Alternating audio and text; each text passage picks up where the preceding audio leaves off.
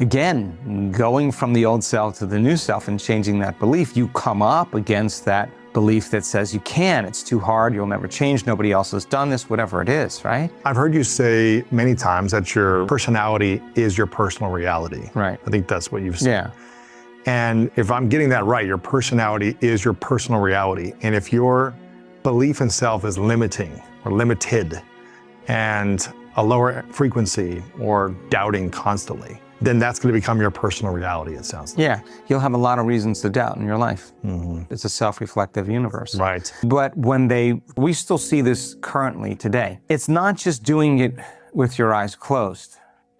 It's doing it with your eyes open, right? So then when they started saying, how am I going to be in my new life? And they started rehearsing in their mind, planning their behaviors, right? Still got to live it. Yeah, so, but them closing their eyes and saying, what would greatness look like today?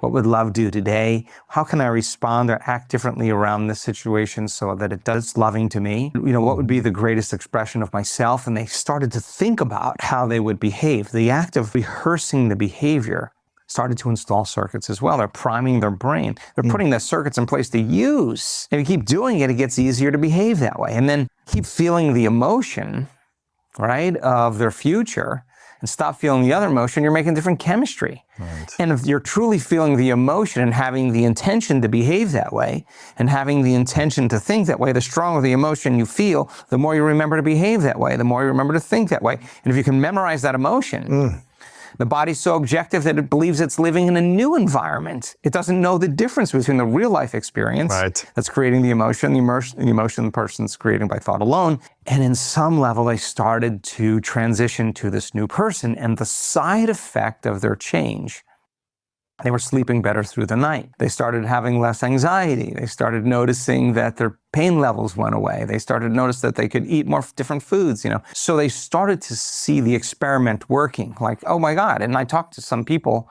I remember talking to some people, they were like, yeah, my diagnosis was 20 years ago. Yeah, my diagnosis was 6 years ago. They told me I had a year to live, you know. Wow. And like, I'm so happy. And yeah, it just went away. And, you know, so I was mystified by that, and that kind of started the journey. And the last thing they had in common, which I found so fascinating, was something that I experienced as well. When they closed their eyes and decided who they no longer wanted to be, and they decided who they did want to be, and they were crossing that river of change, when they were doing that inward work, they lost track of space and time. They just, when they opened their eyes, they thought it would be 15 minutes later, and it was an hour and 15 minutes later, and they were like, I don't know what happened.